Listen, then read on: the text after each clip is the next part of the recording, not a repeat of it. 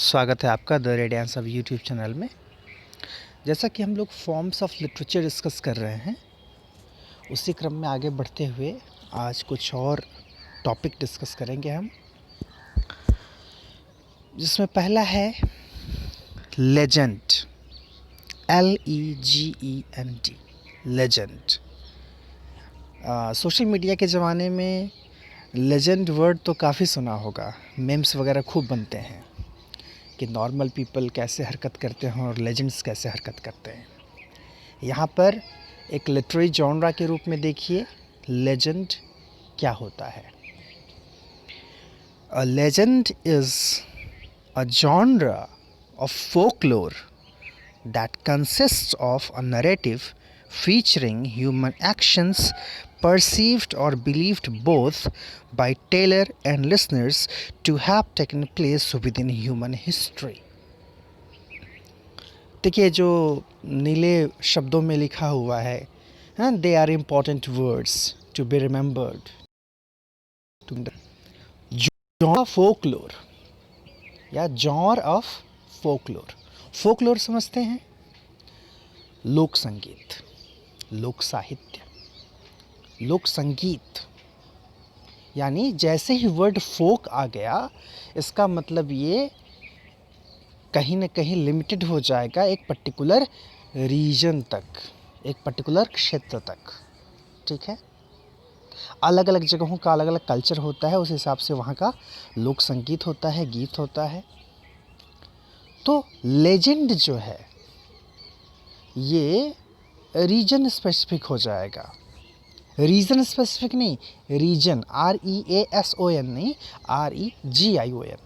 ठीक है, तो अ जॉनर ऑफ फोकलोर एक तरह से फोकलोर टाइप का ही है।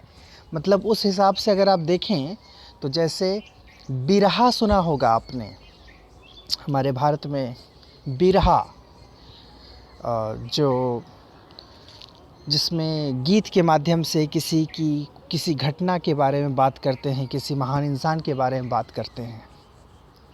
ठीक है, तो लेजेंड कुछ ऐसा ही है। A legend is a genre of folklore that consists of a narrative. इसमें एक नरेटिव होता है, यानी इसमें एक कहानी मिलेगी आपको, फीचरिंग ह्यूमन एक्शंस, और उसमें जो इंसानी गतिविधियां होंगी, जो एक्शंस होंगे, परसीव्ड और believed both by teller and listeners. दोनों को इस बात का विश्वास रहता है, दोनों ये मानते हैं, सुनाने वाला भी और सुनने वाला भी। क्या मानते हैं? To have taken place within human history. मतलब उनको लगता है कि ऐसी घटना, ऐसी बात इतिहास में हुई होगी। ठीक है, ऐसी कई कहानियाँ आप सुनेंगे। बिरहा जो मैंने एग्जाम्पल दिया है, देखिए बिरहा जो है, हालांकि उसकी शुरुआत तो विरह से हुई, कृष्ण और गोपियों के संदर्भ से हुई, लेकिन बिरहा जो है आज एक अलग फॉर्म में है। ऑब्वियस है कि उसमें ज़्यादातर घटनाएं जो होती हैं वो कहीं ना कहीं ज़्यादातर नेगेटिव एक्सपीरियंसेस की घटनाएं ही होती हैं, लेकिन कुछ सच्ची बातें उससे निकल करके आती हैं इतिहास की। तो शायद समझ में आ गया होगा लेजेंड क्या है। एक फोकलोर का जॉनरा है जिसमें नैरेटिव होता है, कुछ कहानी होती है, कुछ बातें होती हैं, जिसमें इंसानी गतिविधियों के बारे में, उन गतिविधियों के बारे में, उन ह्यूमन एक्शंस के बारे में बातें होती हैं, जिसके बारे में सुनने सुनाने दोनों वाले जो हैं मानते हैं कि ऐसी घटना घटी होगी इतिहास में। Narratives in this genre may demonstrate human values and possess certain qualities that give the tale verisimilitude। तो ऑब्वियस है कि कुछ ह्यूमन वैल्यूज़ की बातें इसमें होती हैं और कुछ ऐसी क्वालिटीज़ इसके अंदर होती है जिससे देख करके वर्सिमिलिट्यूड का एहसास होता है। ये क्या होता है? बीइंग सेम, मतलब बीइंग सेम टू रियलिटी। लिखा ना वर्सिमिलिट्यूड, सिमिलिट्यूड का मतलब समान, जैसा लगे कि सच जैसा। ठीक है, बीइंग सिमिलर टू रियलिटी। कुछ बातें उसमें ऐसी होंगी जिसको देख सुन करके लगेगा कि हाँ ये सच्चाई के आसपास की चीज़ ही है, यानी सच्ची बात है। Legend, for its active and passive participants, includes no happenings that are outside the realm of possibility. तो कह रहा है कि इसीलिए इसमें कह रहा है कि ऐसी कोई हैपनिंग नहीं होगी जो रियलिटी से बाहर नज़र आए, बट may include miracles, लेकिन हाँ कुछ मिरेकल्स ज़रूर इसमें आते हैं, कुछ जादुई बातें, कुछ चमत्कारिक बातें ज़रूर सुनने को मिलती हैं। Legends may be transformed over time, समय के साथ काफ़ी बदलाव हर चीज़ों में होते हैं, तो लेजेंड्स जो जॉनरा है इसमें भी काफ़ी बदलाव देखने को मिलता है। In order to keep them fresh, vital and realistic, many legends operate within the realm of uncertainty. कह रहा है कि इसको फ्रेश, वाइटल और रियलिस्टिक बनाने के लिए जो है उसमें समय के साथ चेंजेस भी होते हैं। कह रहा है कि many legends operate within the realm of uncertainty, कई लेजेंड्स ऐसे हैं जो अनसर्टेनिटी के अंदर काम करते हैं। Never being entirely believed by the participants but also never being resolutely doubted. तो ऐसे भी लेजेंड्स हैं जिस पर पूरा विश्वास नहीं होता, लेकिन कभी पूरी तरह से उस पर डाउट भी नहीं किया जाता। जैसे हमारे यहाँ बहुत सारी कहानियाँ जो कही जाती हैं, हमारे पुरानों धर्मशास्त्रों की कहानियाँ, उसमें भी कई बातें ऐसी होती हैं जो हमको लॉजिकल लगती हैं, कई बातें थोड़ी सी इलॉजिकल भी लगती हैं। तो कभी ये समझ में नहीं आता कि हम उस पर पूरा विश्वास करें या न करें, या पूरी तरह से डाउट करें। तो ऐसे भी लेजेंड्स होते हैं, ठीक है। तो जैसे आप जो माइथोलॉजी, मिथ की चीज़ें पढ़ते हैं आप, उसमें जो अलग अलग कैरेक्टर्स की कहानियाँ, अलग अलग देवताओं की कहानियाँ, महापुरुषों, महिलाओं की कहानियाँ जो हम पढ़ते सुनते हैं, वो कहीं ना कहीं लेजेंड में आ जाएगा, ठीक है। तो लेजेंड्स जो है दिस इज़ अ जॉनरा। और आगे एक और खूबसूरत जॉनरा, क्या आप पढ़ेंगे इसको? देखिए सारी इन्फॉर्मेशन जो आज हम डिस्कस कर रहे हैं, obviously they all are taken from Wikipedia. कुछ चीज़ें ऐसी हैं जिसमें हमें देखना होता है कि विकीपीडिया हमें बताता है कि हमें पढ़ना क्या क्या है। जैसे फॉर्म्स ऑफ लिटरेचर जो टॉपिक है ना, उसमें क्या क्या पढ़ सकते हैं आप। ऐसे तो हज़ार टॉपिक हो सकते हैं, तो उसके लिए एक आउटलाइन जानने के लिए जो है विकीपीडिया हेल्प्स यू, ठीक है। उसमें और कई सारे टॉपिक हैं जिसके बारे में ऑलरेडी हम डिस्कस कर चुके हैं। लिटरेरी टर्म्स वाला जो एक प्लेलिस्ट है, उसमें आप जा कर के देखेंगे, वो सारी चीज़ें साल भर पहले ही डिस्कस की जा चुकी हैं। जो नहीं हुई हैं उनके बारे में हम लोग बात कर रहे हैं। देखिए क्या लिखा है, AUBADE, उबाद। क्या पढ़ेंगे इसको? उबाद। उबाद क्या है? Aubade, an aubade is a morning love song. सुबह सुबह का गाया जाने वाला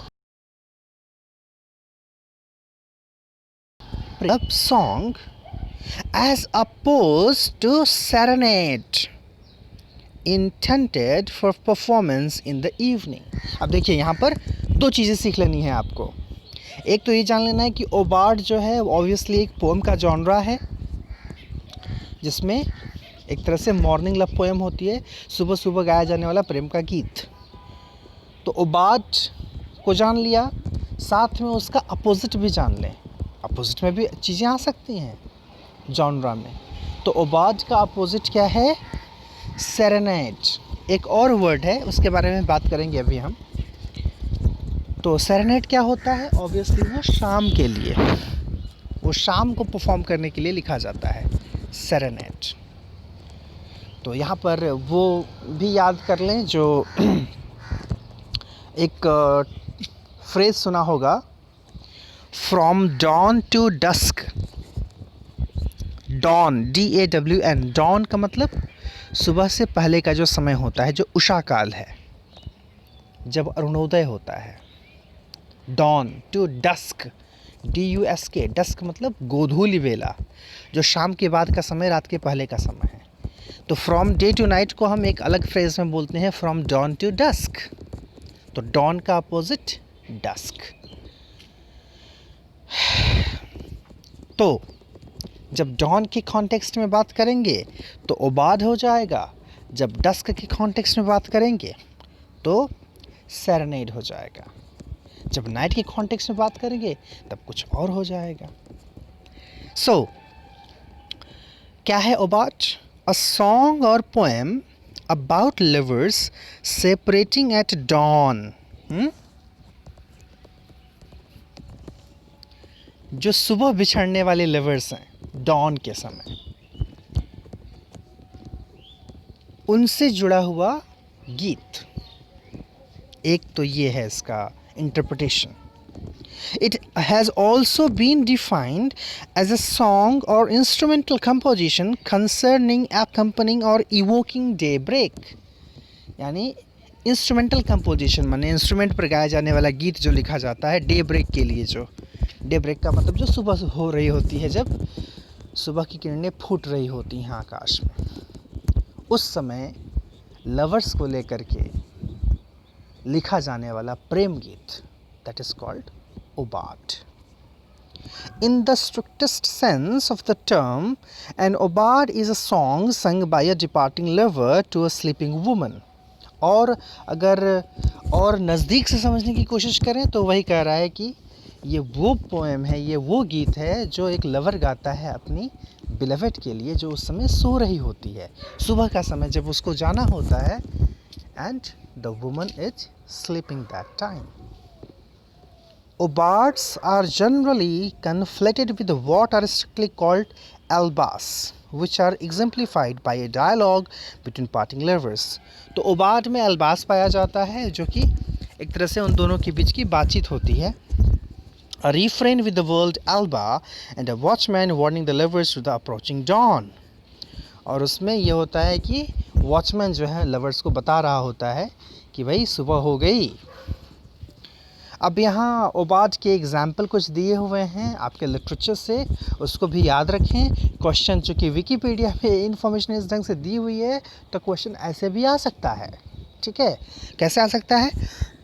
अभी एग्जाम्पल देखें। John Donne's poem the sunrising. अब सन की स्पेलिंग इसमें देखिए SUNNE है। ठीक है, इसको सने राइजिंग पढ़ने की ज़रूरत नहीं है, I hope. The sun rising exemplifies an aubade in English. तो जॉन डन की जो पोएम है द सन राइजिंग, एक तरह से इंग्लिश में 16th सेंचुरी इंग्लिश में हम कह सकते हैं कि वो ओबाड के फॉर्म में लिखी गई है। Aubades were written from time to time in the 18th and 19th centuries। In the 20th century, the focus of the obad shifted from the genre's original specialized courtly love context into the more generalized theme of a human parting at daybreak। तो 16th century में तो देख लिया the sunrising, John Donne की poem. उसके अलावा कह रहा है कि समय समय पर 19th-20th सेंचुरी में भी लिखा गया, 18th-19th सेंचुरी में भी लिखा गया। 20th सेंचुरी में कह रहा है कि ये इसका जो टर्म है, ये एक तरह से जो पहले केवल प्रेमी प्रेमिकाओं के बीच लिखा जाता था, अब ह्यूमन इन जनरल के बीच उनके अलग होने के लिए सुबह वाला जो गीत लिखा गया उसे भी ओबाड कहा जाने लगा। जैसे जब आप एलर्जी पढ़ते हैं तो एलर्जी जो है स्ट्रिक्टेस्ट टर्म में अगर बात करें तो जब कोई अपना नियर एंड डियर मरता है तो उसके लिए जो चीज़ें लिखी जाती हैं वो एलर्जी कहलाती थी। लेकिन समय बदला और फिर वो पर्सनल से इम्पर्सनल की तरफ चीज़ें बढ़ गईं, और यही कारण है कि elegy written in country churchyard जो लिखा हुआ है टॉमस ग्रे का, वो भी एलर्जी मानी जाती है।